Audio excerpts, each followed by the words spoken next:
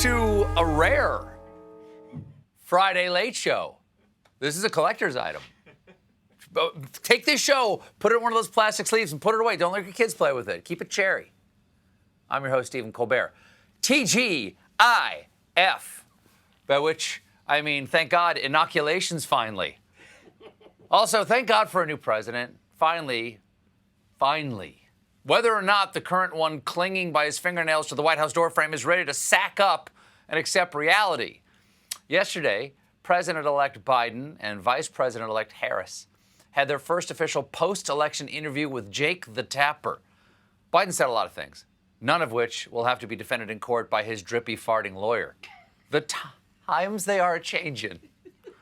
One of the biggest, I'm just so happy. I'm so damn happy to do a Friday show. One of the biggest topics Jake covered was an update on the president-elect's recent boo-boo. See, last week we learned that Biden had fractured his foot while playing with one of his dogs. We all wondered how that was even possible. Did the two of them go base jumping? We know he loves it. Well, Biden cleared that up. How is your foot and what happened? What happened was I got out of the shower. I got a dog, and anybody who's been around my house knows, little pup dropped a ball in front of me, and for me to grab the ball, and I'm walking through this little alleyway to get to the bedroom, and I had the ball like this, and he ran, and I was joking, running after him to grab his tail, and what happened was that he slid on a throw rug, and I tripped on the rug he slid on. That's what happened. This story has everything. Intrigue, suspense, an old man washing himself. There's a lot to unpack in the story, and that's why tonight I'm introducing a new segment, The Late Show's Joe Biden Broken Foot Breakdown. Let's start at the beginning. Joe? What happened was I got out of the shower. Okay, stop right there. Interesting detail, paints a picture, not necessarily relevant to the rest of the story. You never heard this in Dickens. It was the best of times, it was the worst of times. But first, let me be clear, I'm butt-ass naked. You can see everything, even little Dorrit. So, Biden's nude, wet, and vulnerable. Please continue. I got a dog, and anybody who's been around my house knows, little pup dropped a ball in front of me, and for me to grab the ball. Okay, let's pause there again. Sir, why does anyone who's ever been to your house know that your dog waits for you at the shower door? Thanks for coming to check out the cable box. Keeps fritzing out. Anyway, got to go upstairs, let the pup get a gander at me sudsing up. Rub-a-dub-dub, Jack. Loofah. Okay, so the dog dropped the ball for Joe to play with. Go on. And I'm walking through this little alleyway to get to the bedroom.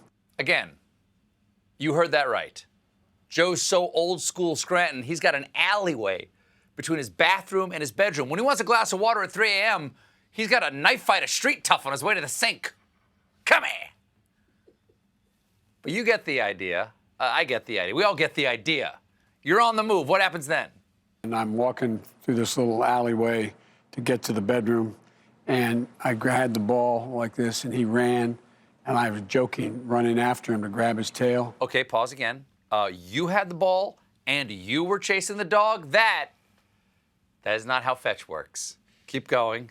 And what happened was that he slid on a throw rug, and I tripped on the rug he slid on. That's what happened. Starting to feel like the dog wasn't really much of a factor here. Is this going to be a trend throughout the whole presidency? So I got bad news about that single-player health plan. What? What? Sorry, what? The old sound holes ain't working like they used to. Let me try that again, Jack.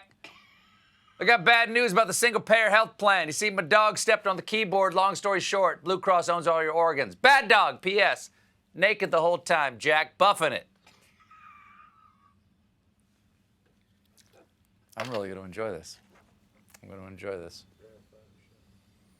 But my favorite part of the story is how my friend Jake just transitioned smoothly out of it. That's what happened. Oh, man. Not very exciting story. No, but let's turn to a much more serious health matter, which is obviously the worsening pandemic.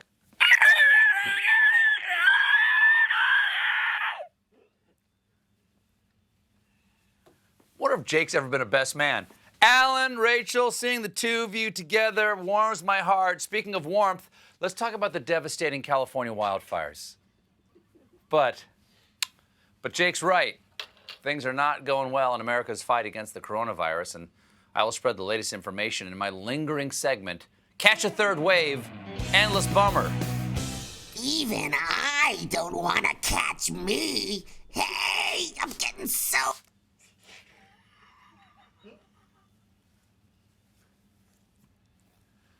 Yesterday, America suffered its worst day of the pandemic, breaking records that were set only the day before.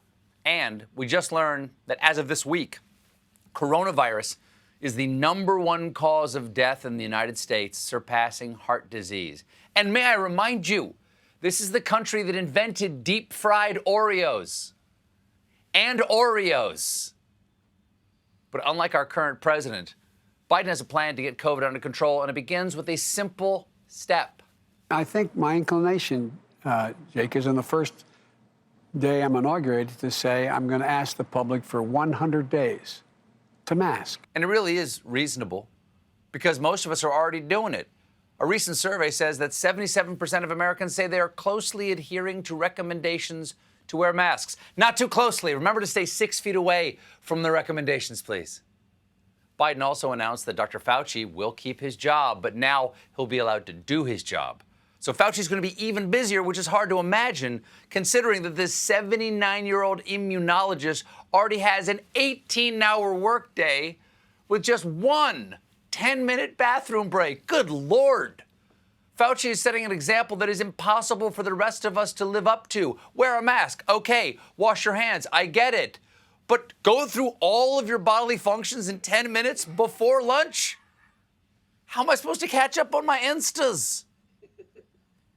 Now, moving on to more urgent news, the show has been rigorously following the movements of the Monolith, both in our Monolith-themed monologue segment called The Monologue, and in our full Monolith Meanwhile coverage, Monwhile. But there have been so many recent developments that we have to track all of the Monolith updates and record them now in a detailed logbook with our new Monolith-themed monologue subsegment, The Monologue. Previously on The Monologue, the Monolith appeared first in Utah, then disappeared and moved to Romania. Then on Wednesday, the Monolith made a triumphant return to California. But sadly, it turns out we can't have nice monoliths anymore. Because according to Gizmodo, bigot live streamers have torn down the California monolith in Christ's name. Well, that makes sense. Jesus himself said, "Blessed are the bigot live streamers, for they shall inherit a misguided sense of morality and ruin anything fun." Here's what happened. The monolith was standing on a hillside, minding its own business, when 3 young men showed up, one of whom was wearing a Make America Great Again headband and called part of the monolith's construction gay. Okay, I got a lot of questions. First of all, I know about the hats, but they make MAGA headbands now? Are they starting MAGA size classes? Stand back, stand by, do not feel the burn. By the way, this is me demonstrating exercise. It gives you some idea what I look like under the shirt. Second of all, besides the offensive use of gay as a slur, how can part of the monolith be gay? There are no parts. It is a monolith. There's only one part. The boys then tore down the monolith and replaced it with a wooden cross. Far be it from me to tell these idiots how to do their stupid. But it seems like they could have saved a lot of time and effort by just adding a perpendicular beam to the monolith. Monolith is already 2/3 of a cross. Then they would have had more free time for their other important work, like crossbow shopping and going out in the backyard and shooting full cans of beefaroni with a crossbow. These headband-wearing, monolith-hating Bible bros explained their logic, saying, Christ is king in this country. We don't want illegal aliens from Mexico or outer space. You see, that's the kind of ignorant hate speech that is ruining this beautiful country. Space aliens already have it rough enough. I mean, look at Superman. He saved us from Lex Luthor countless times, and yet he still had to marry Lois Lane just to get a green card. But maybe my favorite part of this dumb story is that after they toppled the monolith, they tied ropes around it and dragged it down the mountain calling it names. Aw, sweetie, it can't hear you. It's an object, a sexy, erect object that means nothing to you.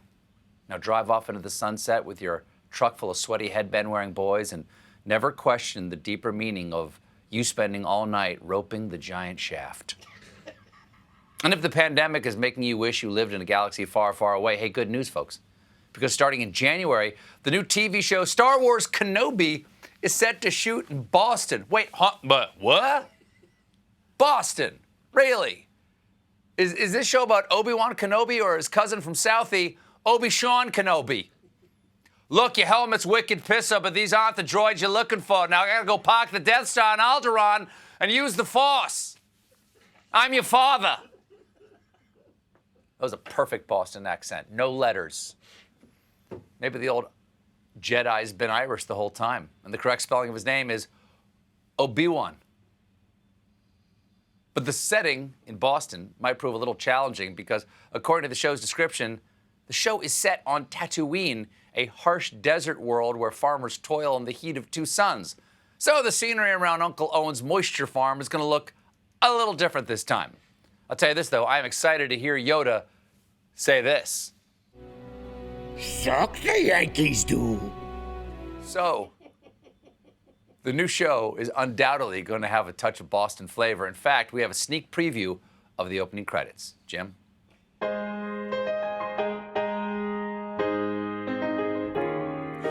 Hiding away in the outer rim takes everything you've got. Taking a break from all those Jedi and your garbage can robot. Wouldn't you like to go to space? Sometimes you wanna go where everybody has weird names. Not have to face that friend you maimed.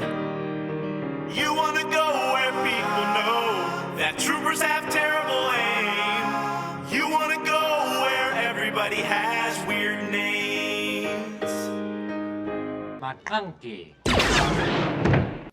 We got a great show for you tonight. My guest is Common, but when we return, kids ask the darndest things. Stick around.